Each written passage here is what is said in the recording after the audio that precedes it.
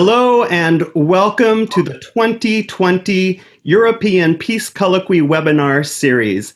I am your host, Joey Williams, and I wish all of you a very warm welcome this evening.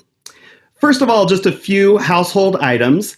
This webinar will be recorded and will later be published online. So if you do not wish to appear on the recording, you may want to turn off your video now and also remove your name from your screen by renaming yourself. Please remember to remain muted at all times for the sake of the recording. Secondly, to ask a question during the webinar, you can submit questions to the speaker by typing them directly into the chat function. But if you would like them to remain anonymous, please send them to me, Joey Williams. And then at the end of the presentation, I'll be happy to share some of your questions with the moderator and the speaker. You can submit those questions at any time during today's presentation.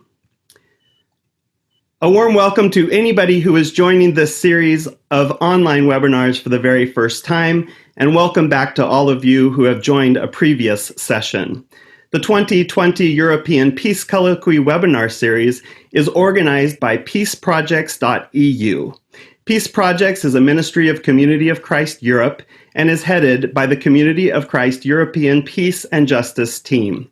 Our aim is to provide members and friends of Community of Christ with easily accessible resource materials and understanding of peace work in the European context, and to give insight into how we might engage in mission together with others.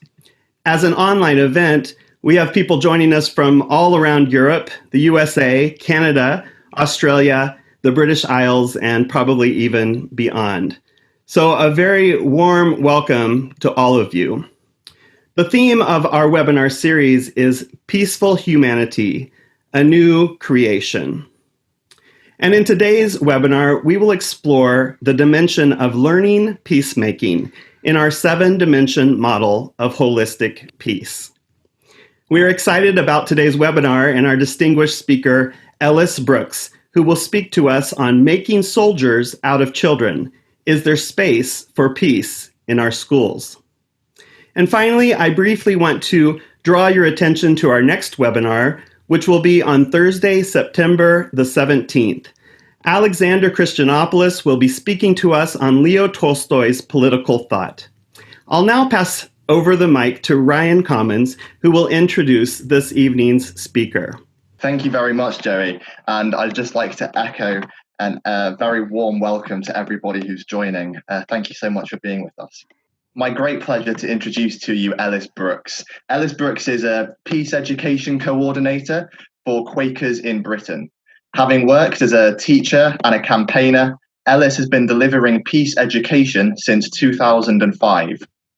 Working with Quakers in Britain, Ellis works with partners like the Peace Education Network to strengthen peace education in Britain.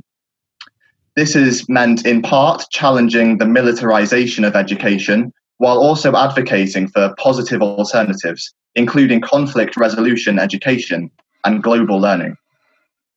Ellis has also been active volunteering for peace and human rights in Palestine and Afghanistan and Peace Boat, which is a Japanese initiative.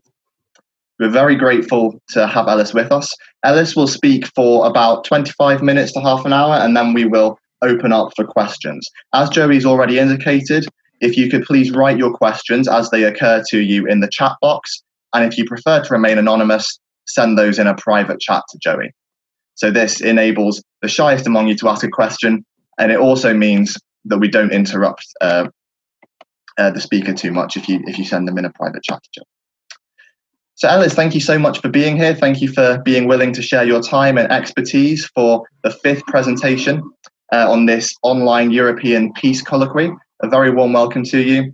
Your audience is diverse and international with an interest in peace and justice. And we have, I think, around 80 participants currently watching and listening. We now look forward to your presentation, Making Soldiers Out of Children, Is There Space for Peace in Schools? Take it away. Thanks, Ryan. 80 people. I'm not sure I've done anything involving 80 people for quite some time. So it's indeed a pleasure. I'm resisting every fibre in my being to to not say good evening, everyone, because I know it is such a geographically diverse group of people, but it's evening where I am in slightly drizzly England. I work for Quakers in Britain, like Ryan said, so I'm going to be talking about their peace education work, but I actually think that is applicable anywhere in the world, albeit you'd always want to adjust it for the context that you're living in and working in and what peace means there. I'm going to share some slides now so that you can see what I'm going to be talking about, starting with this lovely picture of some young people holding up peace. Peace education, we often talk about children and young people, but I actually think it is a lifelong task for us all. So don't just picture children as we're talking about this today. I almost always forget to get my plugs in when I give a talk or presentation. So I've got into the habit of putting them at the top of the talk so I don't forget them, so I can properly explain them as well. So we are talking about education resources for peace today. So if you're interested in any of the ones that I talk about, then you can find them at quaker.org.uk/teaching. We're also going to be talking about this issue of militarization and how it affects young people in schools. And the best resource I can point you to as a one-stop shop for that is a film called War School, which also has a comic and education resources attached to it. The website for that is war.school. Wherever you are, if you're interested in peace education, there's a global campaign for it. And they've got a great website, but it's soon to be even better because they're doing a global mapping exercise of peace education all over the world. So wherever you are, you'd be able to look up what kind of organizations are operating, doing what kinds of peace education they're working on, what age group they're working on. So you can find out how to be involved there. If you'd like to learn more, you can download a great book from the Quakers Centre for European Affairs, which is at qcea.org. And there's Positive Peace in Schools if you want a kind of deep dive about the theory of peace education and countering violence in education. Sorry for the massive download right at the beginning, but as I say, if I didn't say those things now, I would totally have forgotten. So thanks for bearing with that. Okay, so as I say, I work for the Quakers, and it's great to be here with the community of Christ, because I've been learning a bit more about them, and I think it's nice to find all these things in common, particularly this idea of being a peace church. But if you're not sure about the Quakers and what they are, just to be clear, it's not about oats. It is about working for racial justice, for climate justice, and for peace in the world, peace in its many forms. And Quakers have something called a peace testimony, which goes back to our roots in the 17th century.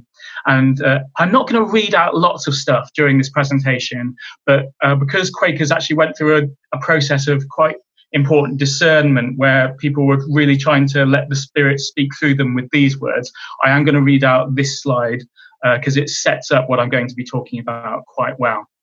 And it says, "We are called to live in the virtue of that life and power that takes away the occasion of all wars.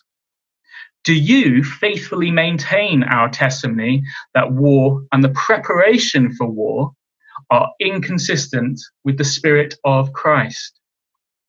Search out whatever in your own way of life may contain the seeds of war. Stand firm in our testimony, even when others commit or prepare to commit acts of violence. Yet always remember that they too are children of God." And that's from a little book that a lot of Quakers hold dear to their heart called Advices from Queries, which you can also look up online. It's all available free there. And I'd like to draw our attention to this particular phrase, the seeds of war, because in a way, that's what we're talking about today. What in your personal life and experience, but in the world around us, contains the seeds of war.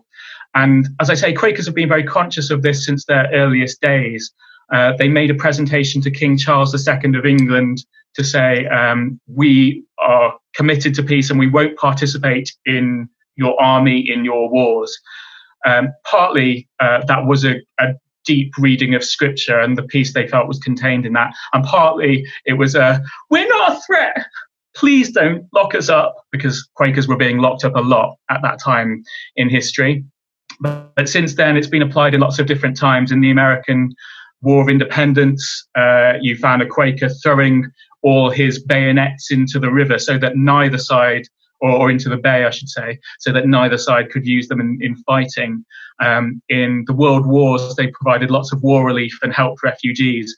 And pretty much since the very invention of nuclear weapons, they've been campaigning for their complete abolition and prohibition, which recently helped lead to the international ban on nuclear weapons, which lots of countries are signing.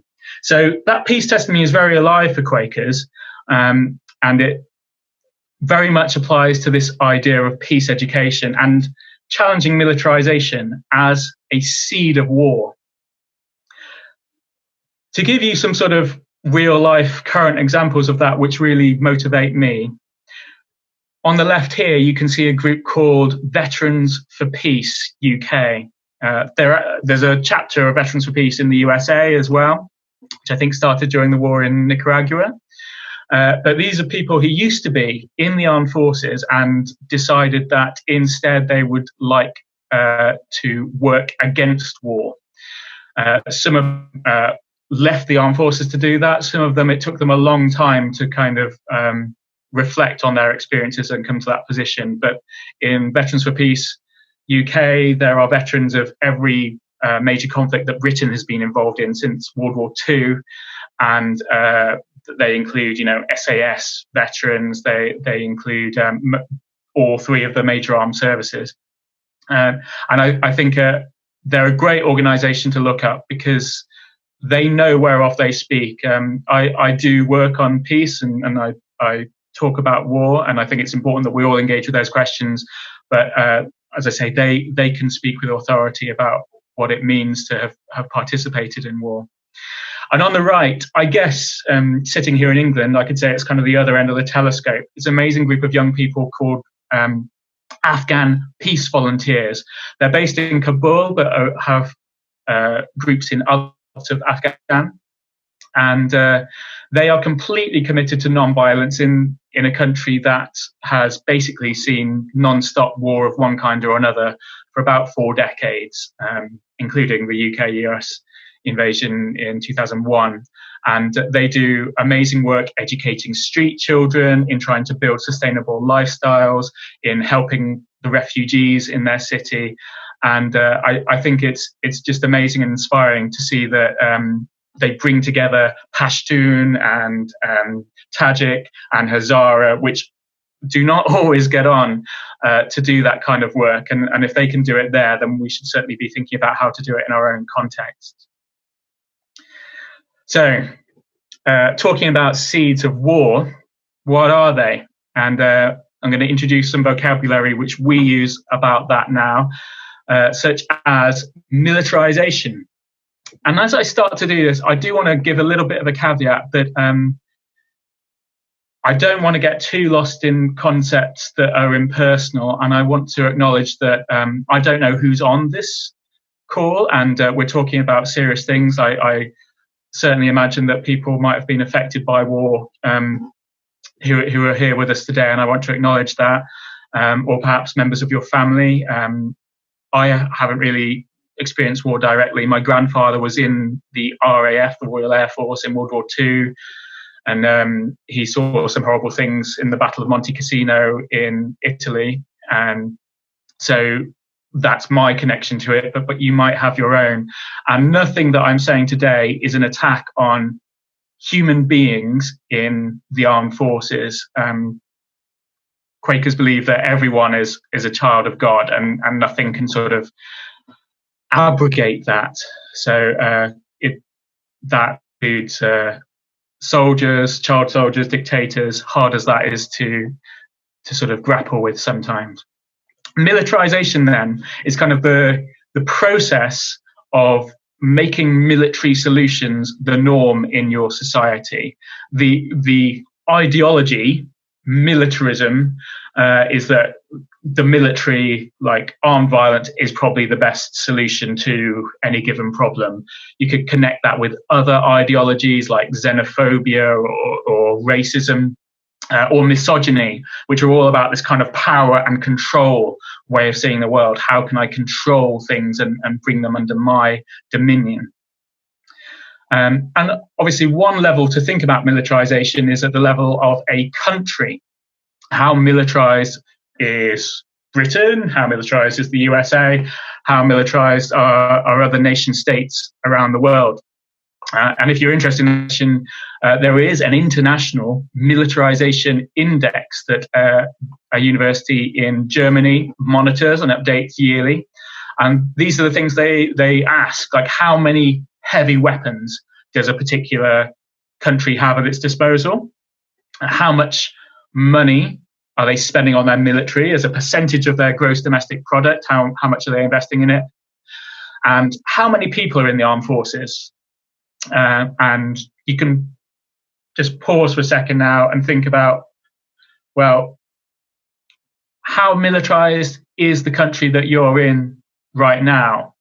Do you know? What clues are there? If you pay attention to the index, then Israel tops it. And if you know much about the state of Israel, that probably makes sense because they have national service. So a lot of people don't have much choice about joining the army. So they have a very large percentage of the population serving in the military or in reserves. They have a very large military budget, having participated in a lot of wars basically in the lifetime of the country. And they have a lot of heavy weapons, both of those things enabled by the fact that they receive large military grants from the USA. I think about 30 billion to invest in that. Going down the list, like other high numbers are Singapore and South Korea, because they also have conscription, and they like certainly in the case of South Korea are also alert to the fear of war. If you're wondering where the USA is, it comes in about 34, albeit it is the largest military spender if you just counted the money by quite a difference. The UK comes in at 74, and then if you go down the list, you've got somewhere like Japan, which until recently had only defense forces and would never deploy aggressively. Japan is on 111. At the very bottom of the list, you've got countries like Costa Rica and Iceland that basically don't have armed forces. So there's not much to count. So this, if you like, is like the military-industrial complex of a country, but that's not the only way of measuring how militarized you are, because you might want to think about the culture, what's in people's heads in your country, and what is putting stuff in their heads. And this is a resource we use in peace education to explore that question. It's full of things from the streets of Britain, if you like. Like it's got a big red bus like you might see in London or some other cities. And there are other familiar sights as well. And there are things that might seem innocuous, but if you stop to question them, you might start to ask, well, why is that happening? So I'm actually going to pause in my talk here. And I know that Ryan has an eye on the chat. And if you have something that you'd like to identify from this picture and either identify what's happening if you know about it, or perhaps if you would like to ask what it means, you can do that in the chat. The three questions you could perhaps you could address yourself to are: what is happening? Why is it happening? And what effects could that thing have? What could it lead to? I'll talk about perhaps one thing while you're doing that, because it's quite a small thing, and then I'll give an opportunity for Ryan to tell me some of the things from the chat. The thing I'm going to pick out is Armed Forces Day on a poster here, Armed Forces Day is quite a recent invention in Britain. It sounds like it should be something from some time ago, but actually it was only invented a few years ago. It happens every June, and it's to celebrate the armed forces. But I would ask, how easy is it to celebrate the armed forces and not kind of implicitly celebrate war and kind of glorify war? And I'll pause here to see if Ryan would like to share anything from the chat while I've been talking. Thanks, Ellis. I think some people are still having a think, and just invite to whatever you see in the picture. So one that we just received, ROTC in schools, military training in high school. Yeah, I think they're talking about this sort of top area here. So the British government has put a lot of money into cadets in recent years, that kind of youth version of the military. And they focused a lot on state schools in deprived areas. Obviously, that's not exactly the same as recruiting into the military, but that is one of the stated aims. And you could ask, well, is that the best intervention to help young people to spend our money on? Yeah. Another one we had was a military funeral procession. Yes, I think this has been an issue of debate in both the USA and the UK in recent years. I think in the US it's called the Dover problem, because it's Dover base where bodies were brought back and then that appeared on television. So it's a very visual cue for the public to see what's happening in war. And there's a town in Britain where a similar thing happened, where the bodies of dead soldiers went back to Wootton Bassett, but they actually stopped kind of the processions going through the streets recently, because of perhaps the undermining of support that could lead to. They're coming in more quickly now. Okay, I'll comment less and just let you tell me about them. That's right. One that we had was the red poppies. A couple of people picking up on the red poppies, and also the military tent next to the religious park by the cross. We had a comment about a soldier with a machine gun in front of a rainbow on the building, children playing in a playground right there. It could be confusing for a kid to see a symbol of peace and hope, but also have a memory of someone with a gun standing right there in front of it, and just kind of wondering what this does to a child's psyche. I think there's a lot of telling children that guns are a danger and to stay away from them, and then times when guns are suddenly okay and exciting, and they access them through the cadets, or as you said with the military tent, they're shown them in the street by recruiters. We have rising arms sales discussed in a business setting. Someone suggests that it looks like the age is decreasing because we have this 16 plus sign, and it looks like it's been sort of crossed out, or things have been crossed out on it.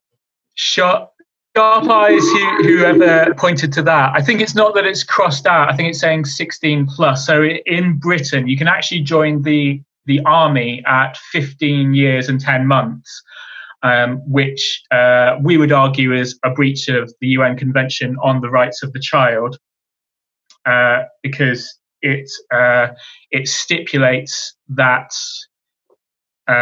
you should be 18, but there's an optional protocol. And the way the UK gets around this is by saying we will not deploy a soldier until their 18th birthday.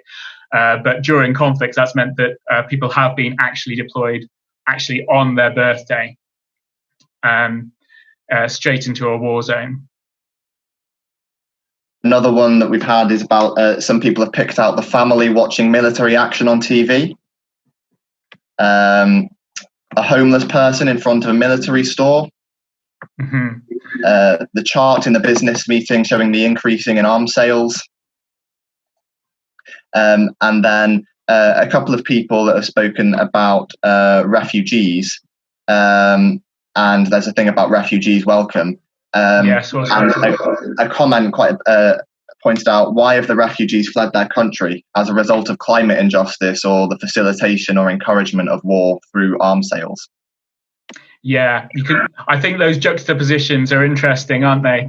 Thanks, Ryan. The arms sales are being authorized in this office, but refugees are arriving in the same country, and lots of people don't question the arms sales, but do question the refugees. So it raises lots of questions around that. One that I hadn't noticed, actually, someone asked, why is the drone hovering? I hadn't noticed the drone. Yeah, a military piece of technology that's increasingly being deployed domestically for surveillance purposes, yeah. Quite a few people have picked out just the presence of machine guns and military weapons, especially the child being shown a military gun and military weapon by two soldiers. Yes, and that might seem like we're exaggerating there, but there are numerous instances of that happening on the streets of Britain. Some people have kind of gone a bit further and identified a theme, like the cognitive dissonance of national identity. Oh wow, that's deep. I like it. Somebody drawing attention to the veteran in a wheelchair. Yes, and that's sort of juxtaposed with the person laying a wreath in memory of people fallen in war, and I think the wreath that she's laying is red and white poppies. White poppies, of course, being the Peace Pledge Union's version, which is a symbol of peace and a memorial of all people who have fallen in war. Okay, I'll stop there. Thanks, Ryan, for picking all those out for me.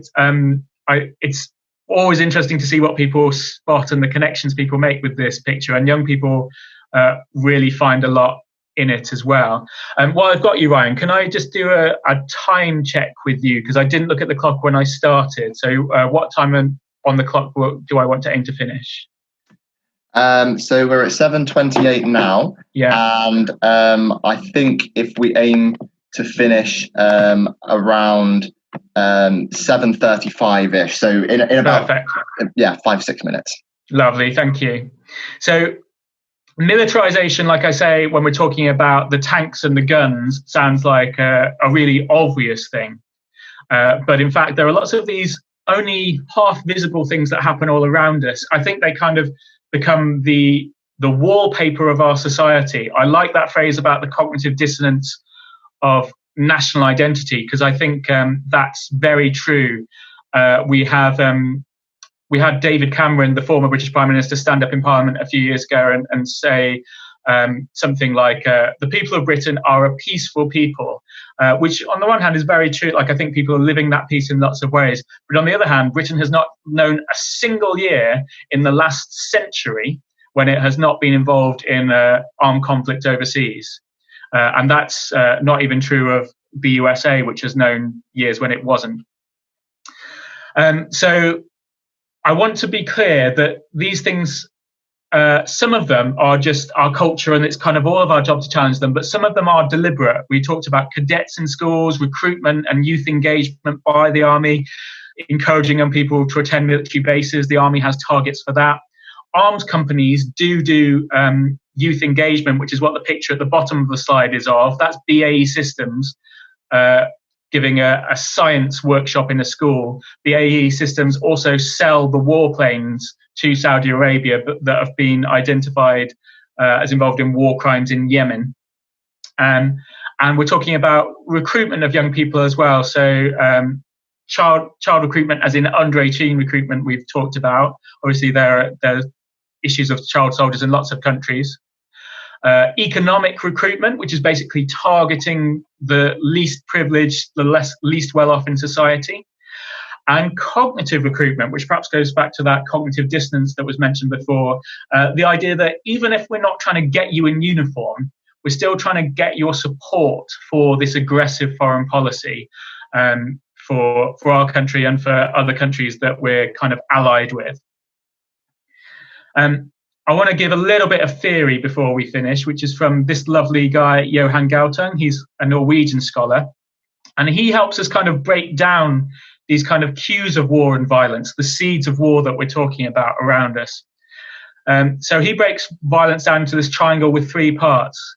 Obviously, there's direct violence. There's the actual war, the bullets flying, the people being killed. But below the surface, there's structural violence and cultural violence. And what he's talking about there are injustices in the world in terms of structural inequalities which exclude some people and make their lives harder. And cultural stuff, the ideas in our head, the things that allow us to other people around the world and say, I don't feel as bad if they're dying in a war, if they're making cheese in their homes, or I can't care enough because I've got my own issues. I think the cultural aspect is where peace education kind of comes in the most strongly for me, and that's why peace education is really important. We want to build what's called a positive peace, rather than just saying war is bad. We want to equip people with the tools of making justice, which will uproot war. There's an international push for peace education as well. So Sustainable Development Goal 4.7 calls for the promotion of a culture of peace and nonviolence in education. And that's for all people, not just children. And it means not just in the wider world, but it's our interpersonal conflict resolution skills. And it's about what's in our own hearts, our own beliefs, our own values. So peace education is on the inside as well. There are lots of examples which I can't detail for you, but these are young people in the top left, peer mediators who act providing conflict resolution for their peers. You've got a former gang member doing minus violence plus peace, helping young people to find alternatives to violence in their own community. Young people doing the World Peace Game in the top right, thinking about how you solve problems without violence. And the young people in black and white are challenging an arms fair on their doorstep and interviewing the head and saying, why are you holding this here? My colleague Izzy Cartwright helped make that film. So peace education is alive and happening now, and I'm happy to talk in the questions more about how you do that. But I wanted to lay out this challenge of the seeds of war around us, but also to frame it as a call to action to find those seeds and uproot them in our own existence, and to prioritize how we can educate for peace and, as Nelson Mandela says here, against hate, because people can learn to hate, then surely they can be taught to love. Hi, Ellis. How are you doing? I'm good. Sorry, some slight electrical issues here. But I think I'm back with you now. Apologies for that. No, that's absolutely fine. You sure you're okay to continue now? Yes, please do. Great. So I think people have been quite active in the chat with some comments and reflections. Just while we wait for Joey to collect and consolidate some of those, you've explained quite a lot of some of the problems about militarization and militarism in our countries and amongst young people. I was wondering if you could give perhaps a specific example of a school, because I know you've done some work with schools, of a school that has experienced militarism and militarization, but has then done something about it. Yeah, I mean, I think there are myriad examples, and in some ways it's something that teachers are doing and young people are doing every day. But I think one classic example happened to me last year. There was actually a Quaker in a school in Hackney in North London, and an arms company was coming in to do one of these big road shows where they show off their technology and tell people their career should be in the arms industry. And he had, a sort of moment of searching, well, what's my role here? The school is already committed to this. And what he decided to do was raise it with his head teacher and he used the term, interestingly, conscientious objection to talk about it. So he was saying, like, as a teacher, I don't think I can condone or support this. And the head, I think, was a bit taken aback by that. And what happened was the head did not completely back down. So the head did have the arms company in. But what happened as an alternative is that they invited us in to provide peace education workshops on the following day with all the students who had been involved. And it was an amazing experience because these young people had not been told the day before by the people from BAE Systems about the war in Yemen, about the impact of the arms industry. So as soon as they heard it, they were ready to question it and challenge it. And they were outraged, and they were asking us, well, what were they doing in our school then? So that kind of response when the military comes to your school is possible, albeit, I realize, very challenging. I think there's lots of work that schools do in the realm of like positive peace work as well. Like I mentioned, peer mediation earlier, restorative justice in schools, where young people are then actually, they're taking responsibility. They're learning the skills of peace to practice them in their own lives. And I know that there's quite a lot of schools use that in the US, and it's growing in the UK as well. Lots of primary schools do it, and hopefully it's growing in secondary schools right now. Perhaps that's something that will be built back better after coronavirus. Thanks, Ellis. Joey, have we had other questions in the chat? I know I've seen people have been quite active in their comments and opinions. Yeah, we do. Thank you, Ryan. One of the questions is about the police. And when you talked about militarization and the numbers and the amount of weapons used, are police taken into consideration with that? Because it seems, this person says, especially in the USA, police seem to have weapons that normally would be held by soldiers, the military. And so is policing a part of it? Yeah, it's a really good question. So I think in the International Militarization Index, they are not counting the weapons in the possession of the police.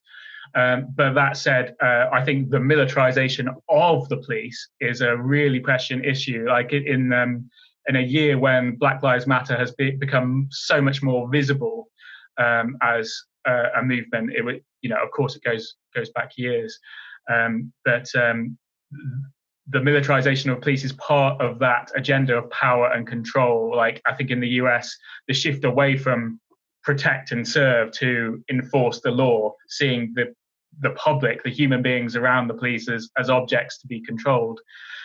So I think that's a really important component. I think probably, I guess in the US, there's the Second Amendment, which says that all the guns are as part of a well-regulated militia, right? So in that sense, every gun is part of the armed forces, although I don't think that's really how they're thought of day to day. But I think, and there are lots of paramilitaries that governments control, which might not be officially part of the army, but they're part of that force. So you've got to count everything, I think, really.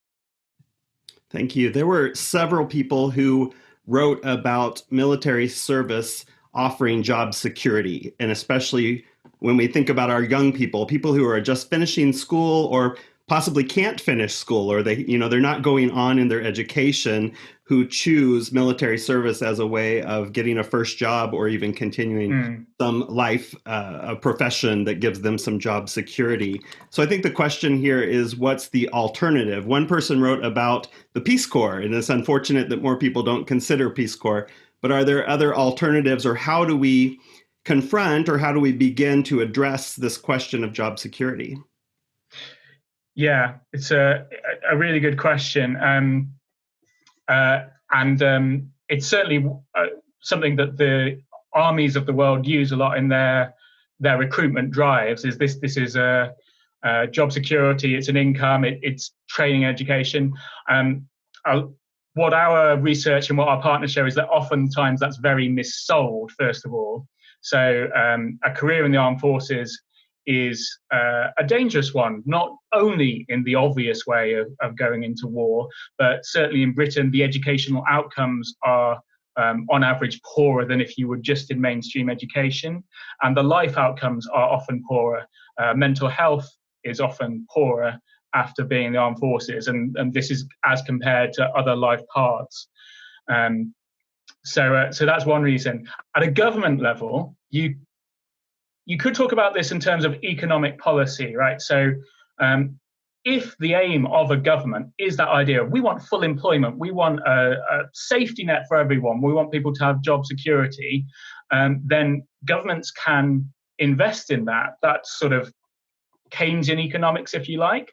But one of the only areas of the economy where that seems to be really popular is the military, like military Keynesianism. So you can invest millions and millions in armed forces, but not in other really necessary services that people need day to day as well. In the arms industry, governments subsidize jobs there. So they say, oh, it's great that arms companies employ so many people, but actually those jobs are really expensive to the public. So I think governments have alternatives that they don't use.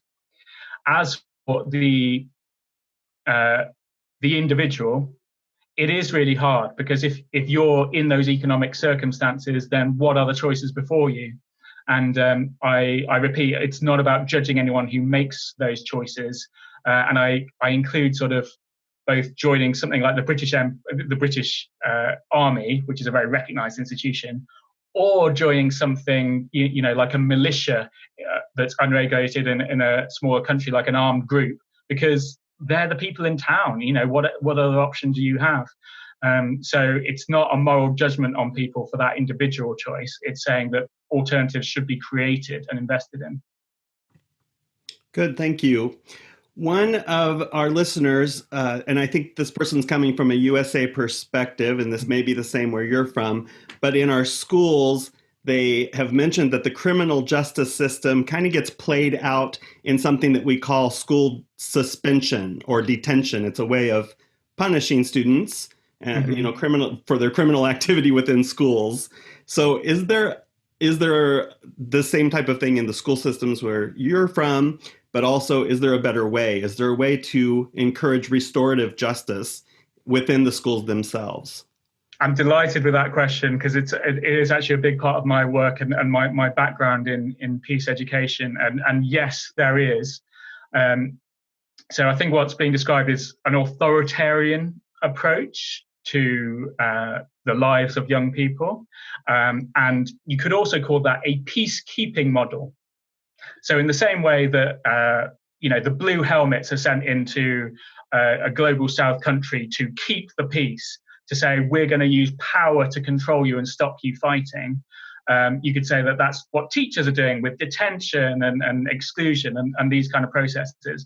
But we also know that that doesn't solve any problems in the long term. You can argue about whether it's a necessary kind of mitigation in the short term, but you're not addressing the root needs, the root concerns. Whereas a restorative approach shares that responsibility between everyone involved to identify what the conflict is, what the needs underlying it are, and what everyone can do to make it better. And there are schools that are run on those principles and do it very successfully. And they often have to be quite countercultural in the way they approach things, because there's this very dominant idea that what children need is discipline. And that's something, or perhaps discipline in the scriptural sense of discipleship and sort of service to one another, but not in the sense of we will follow instructions and orders without question.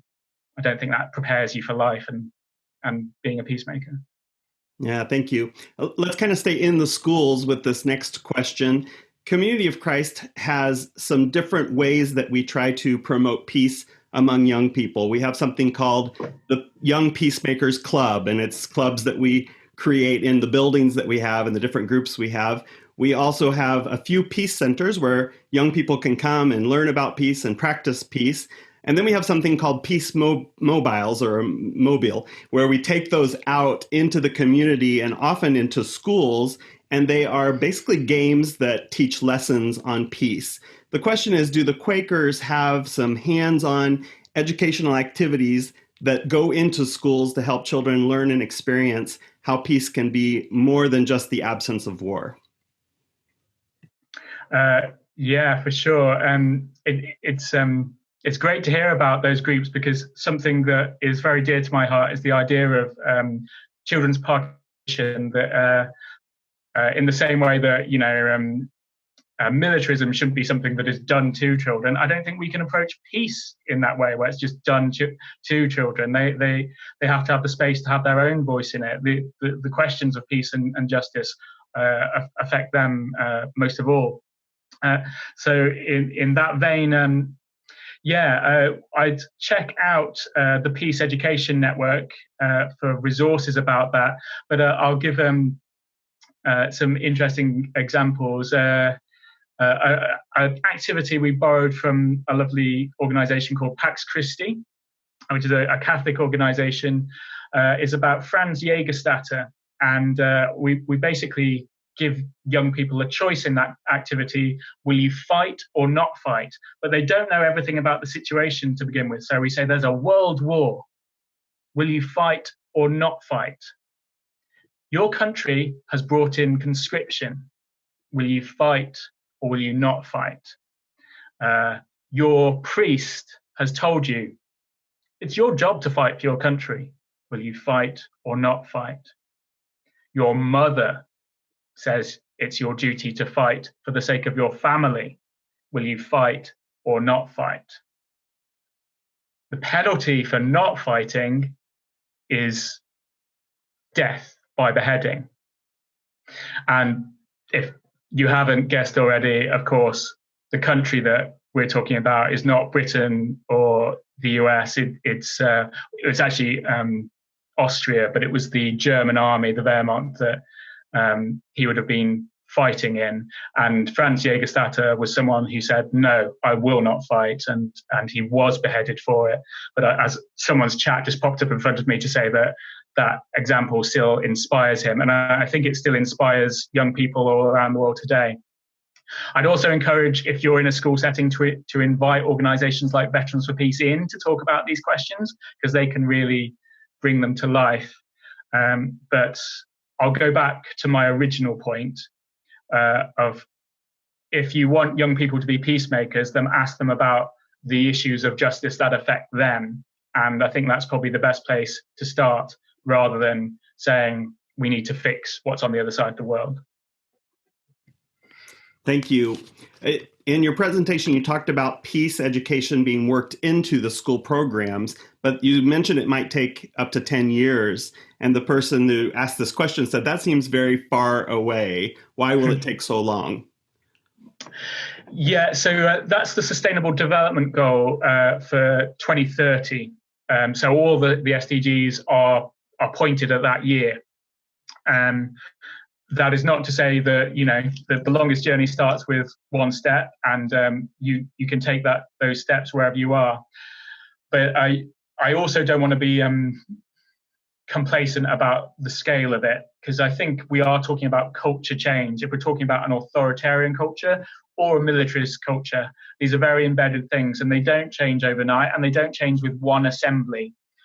One important thing to note there is, if you're looking at a school as your sort of unit of change, then you have to work with the adults. You have to start with the adults, really, as kind of the gatekeepers and the power brokers. And when they understand that kind of vision, whether you're talking about behavior and relationships in the school, or whether you're talking about these bigger issues of, do we want the military to be involved in our school? They're the people you need to sort of have a dialogue with initially. And then that journey is a journey that it can be quite deep and challenging for everyone involved. So I think you are talking about years, but I wouldn't want people to be kind of mesmerized by the challenge of that. That's it. Like, every step along the way is an exciting one. Great. One of the listeners talked about XR language. When I say XR, does that mean something? Can you explain what that is, if you know? I think that's Extinction Rebellion. That's what it means to me. Oh, okay. And so some of the language that is used in that is frontline, taking the road, occupying a bridge. That's some of just the language that's worked into that. Could you talk about how we might begin to move towards more peaceful language? And is the language we use, demilitarizing even our language when we talk about ways of confronting militarization? Yeah, it's fascinating, isn't it? I'll try not to have too much of a scattergun approach with talking about this. It does litter our language, and that kind of speaks to how deep it is in our culture. And I think it's in because even the word non-violence is kind of an appropriation of the word violence and reframing it, right? It's like, what do we mean by challenging violence, by taking violence out? So we are sort of defining by an absence to an extent, but at the same time, non-violence has been imbued with this very active, challenging dynamic. So I think we can think about those words like Quakers talk about the weapons of the spirit. So while we would reject carnal weapons that are used for violence, the weapons of the spirit are available to us, from love to reconciliation and forgiveness, to reflection or meditation. These are all tools that help us find peace for ourselves and then try to spread it outwards. And I think it's okay to say weapons, and I think it's okay to say we are challenging things, or even to say that we are fighting. I would say that I fight war, and I don't find that oxymoronic, because I think it's that is the endeavor that I'm in. Thank you for that. And this actually might lead to the last question that I think we'll ask at this part of the webinar. And it's about your faith position. So how has your identity as a Quaker and your position of faith informed your stance on peace and nonviolence? That's a great question, which I'm not sure I'm fully prepared for. First, I'll say that I principally found Quakers as an employer. So it perhaps doesn't sound like the most spiritual journey, but that is a sign, because they are prepared to invest in myself and my colleague Izzy to work in peace education. I think that speaks to something about Quakers and their faith and conviction. And as an activist of some years, Quakers would kind of always be at the protest that I was at. There'd be like the sort of middle-aged couple with a banner over their heads. Like, oh yeah, I should find out more about these guys. Gradually they kind of crop up in your life in different ways. But I think seeing Quakers was part of that, but also experiencing kind of active nonviolence in the flesh. I mentioned Afghanistan earlier, but also nonviolent protest in Palestine in the face of great violence. And I think that speaks to the idea that whatever faith you are, you can build up this faith in peace and nonviolence. So for me, I think it's kind of a tapestry of those things, and one that I'm still weaving. In that, do you weave a tapestry? I think you do. And that you, I know that I still have many challenges myself in how I practice nonviolence in my daily life, and asking myself, where are the seeds of war in my life? And I think that goes in the products I consume, the food I eat, the way I communicate with my family and friends, my political engagement, my citizenship. To be kind of 360 degrees about that is mind-blowing, but still worth the endeavor. Well, thank you. I'll give it back to you, Ryan. Thank you, Jerry. And thank you so much, Ellis. Just to a reflection that I had to tie your presentation, Ellis, into the theme of our series, which is peaceful humanity, a new creation. I was struck by the thought that one of the ways that social and cultural change happens among us as a species is that we hand on our values and our beliefs to the next generation. So peace education among young people has to be such a crucial component of becoming a new peaceful humanity. So thank you, Ellis, for showing first how that is not happening, and second, how we can do a better job of making it happen and changing the narrative and the culture in our schools, in our education system, amongst our young people. Just to make everybody aware, we are going to do a podcast with Ellis soon, which will be going up on the Project Zion podcast website. And I'm really looking forward to discussing some of these issues a bit further and delving a bit deeper. So watch out for that on the Project Zion podcast. And I'll turn it back over to Joey. Thank you, Ryan. I just want to remind everyone that our next series is at the same time, 7 o'clock p.m. UK time, on Thursday, 17th of September, and we will have Alexander Christianopoulos with us. And it's the same link to Zoom as well as the password. So thank you so much for Elray and Henning, who have done some of the technical behind-the-scenes stuff for us today. And thank you, Ryan, for introducing our speaker. And a special thanks to you, Ellis Brooks, for your insightful and participative webinar today. Thanks to all of you who have joined us on Zoom this evening or afternoon or morning, wherever you're from. See you at the same time on Thursday, the 17th of September for our next webinar session. For those of you who would like to stay and discuss a little more with Ellis, we'll have some time to do that after this webinar ends.